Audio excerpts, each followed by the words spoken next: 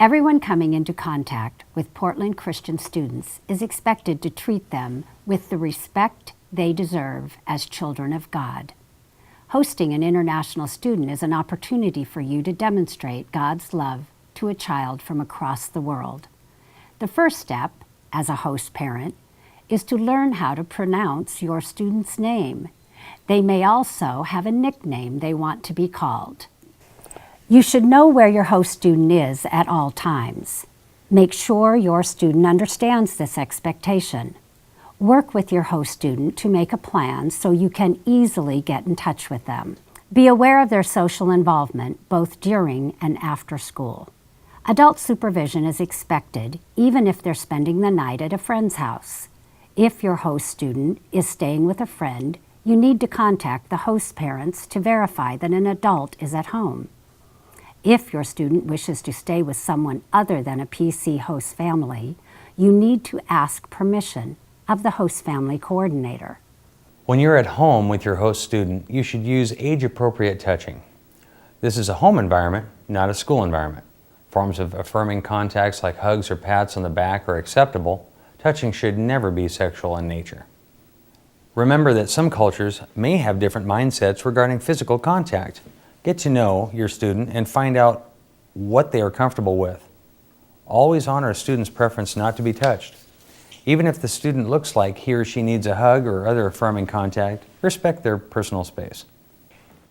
It is also your job as a host parent to help protect your student from inappropriate touching from others, such as other students or adults. Students of opposite gender are not allowed to spend the night together. Again, this is why it is important for you to know where your student is at all times. For your own protection, avoid even the appearance of wrongdoing or questionable behavior. Opposite gender host parents should never be alone with a student behind any closed door. For example, a host father should not go into his host daughter's bedroom even if he only wants to ask her how her day went. Do not discuss topics of a sexual nature with an opposite gender student. However, you should be prepared to face questions about sex and dating. If questions come up, you may want to ask your spouse to discuss these issues with the student or talk about them as a family. In the International Student Program, we discourage dating. However, it still happens occasionally. Open communication with your student and with the host family of the boyfriend or girlfriend is important. If you have questions or concerns about student dating, contact your host family coordinator. A boy and girl are only allowed to be together in an open public room like a living room of the host family home with at least one parent present. The students should never be allowed to be together in a bedroom. If your student wants to go somewhere other than the host parent's home, they should go in groups of 3 or more if there are members of the opposite sex going together. It is your responsibility as a host parent to install some type of internet filter on the laptop or computer your student will be using.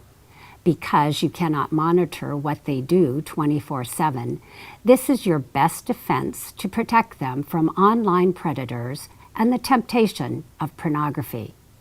It is advisable to turn off the internet every night at bedtime or put it on a timer. Sometimes host parents and students have disagreements. Some students argue as a course of habit because it's part of their culture. It is not disrespect, it's negotiating. Stand firm if you do not wish to negotiate. If you don't, they will keep trying to argue. Always be aware of the space between you and your student, especially if you're angry or frustrated. Verbal abuse is never acceptable. You should also refrain from yelling or berating students. Do not use physical restraint on students. Corporal punishment is also not allowed. If your student wants to leave, call the host family coordinator. If another student physically or verbally abuses your student, let the school know immediately. Again, if you have any questions or concerns, contact the host family coordinator. Thank you for being a part of our host family program.